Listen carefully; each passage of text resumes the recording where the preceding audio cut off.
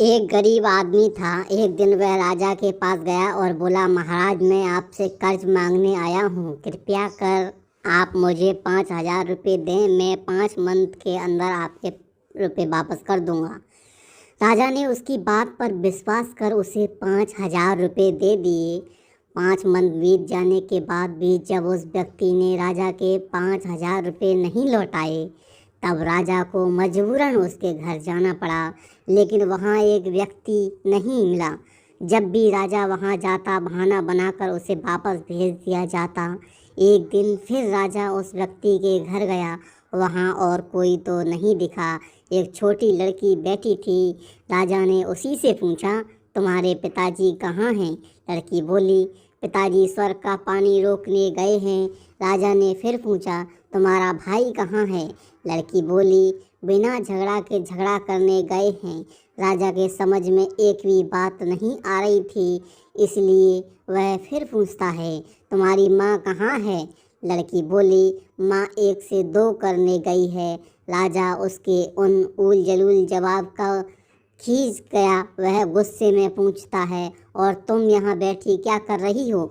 लड़की हंसकर बोली, मैं घर बैठी संसार देख रही हूँ। राजा समझ गया कि लड़की उसकी किसी भी बात का सीधा जवाब नहीं देगी, इसलिए उसे जब उससे इन बातों का मतलब जानने के लिए प्यार से बतियाना पड़ेगा।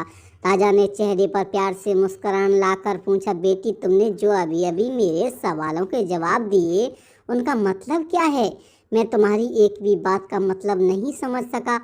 तुम मुझसे सीधे सीधे उनका मतलब समझाओ। लड़की ने भी मुस्कुराकर पूछा, अगर मैं सभी बातों का मतलब समझा दूं तो आप मुझे क्या देंगे?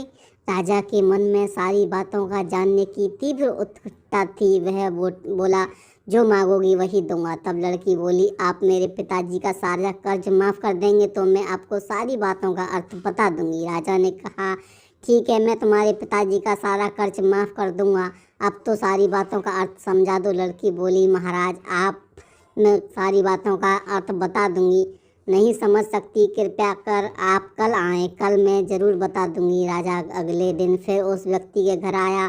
आज वहाँ सभी लोग मौजूद थे। वह आदमी, उसकी पत्नी, बेटा और उसकी बेटी। राजा को देखते ही लड़की पूछती है, महाराज, आपको अपना वचन याद है ना? राजा बोला, हाँ, मुझे याद है। तुम अगर कि सारी बातों का अर्थ बता दो तो मैं तुम्हारे पिताजी का सारा कर्ज माफ़ कर दूंगा। लड़की बोली, सबसे पहले मैंने ये कहा था कि पिताजी स्वर्ग का पानी रोकने गए हैं। इसका मतलब था कि वर्षा हो रही थी और हमारे घर की छत से पानी टपक रहा था।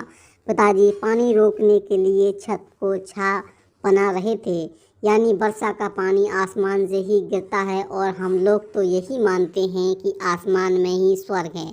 बस पहली बात का अर्थ यही है। दूसरी बात मैंने यही कही थी कि भैया बिना झगड़ा के झगड़ा करने गए हैं। इसका मतलब था कि वे रेंगनी के कांटे को काटने गए थे। अगर कोई भी रेंगनी के कांटे को काटेगा तो उसके शरीर में जहाँ तहाँ कांटा गड़ ही जाएगा, यानी झगड़ा नहीं करने पर भी झगड़ा होगा और शरीर पर खरोंचें आएंगी। राजा उसकी बातों से सहमत हो गया। वह मन ही मन उसकी चतुराई की प्रशंसा करने लगा। उसने उत्सुकता के साथ पूछा, और तीसरी चौथी बात का मतलब बेटी? लड़की बोली, महाराज, तीसरी बात मैंने कही थी कि माँ 1 से 2 करने गई है।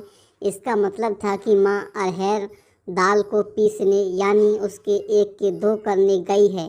अगर साबुत दाल को पीसा जाए तो एक दाना का 2 भाग हो जाता है, यानी यही था 1 का 2 करना। रही चौथी बात, तो उस समय मैं भात बना रही थी और उसमें से एक चावल निकाल कर देख रही थी कि भात पूरी तरह पका है कि नहीं।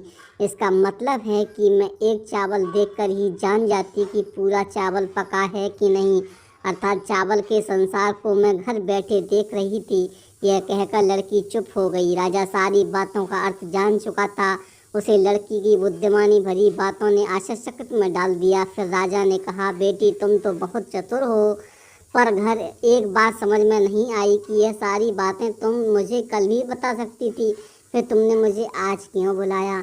लड़की हंसकर बोली, मैं तो बता ही चुकी हूँ कि कल जब आप आए थे तो मैं भात बना रही थी। अगर मैं आपको अपनी बातों का मतलब समझाने लगती तो भात गीला हो जाता।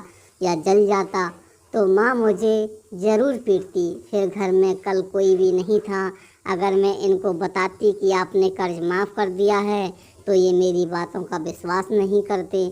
आज स्वयं आपके मुंह से सुनकर कि आपने कर्ज माफ़ कर दिया है, जहाँ इन्हें इसका विश्वास हो जाएगा वहीं खुशी भी होगी। राजा लड़की की बात सुनकर बहुत ही प्रसन्न हुआ। उसने अपने गले से मोतियों की माला निकाल उसे देते हुए कहा, बेटी यह लो अपनी चतुराई का पुरस्कार। तुम्हारे पिताजी का कर्ज तो मैं माफ़ कर ही चुका हूँ। अब तुम्हें या तुम्हारे घर वालों को मुझसे बहाना नहीं बनाना पड़ेगा। अब तुम लोग निश्चित होकर रहो। अगर फिर कभी किसी की चीज़ की ज़रूरत हो तो बेझिझक होकर मुझसे कहना। इतना कहकर राजा लड़की को आशीर्वाद देकर चला गया। लड़की के परिवार वालों ने उसे खुशी से गले लगा लिया। दोस्तों, तो आपको ये लड़की की कहानी कैसी लगी? अच्छी लगी हो तो लाइक शेयर कमेंट करना और चैनल को सब्सक्राइब कर लेना।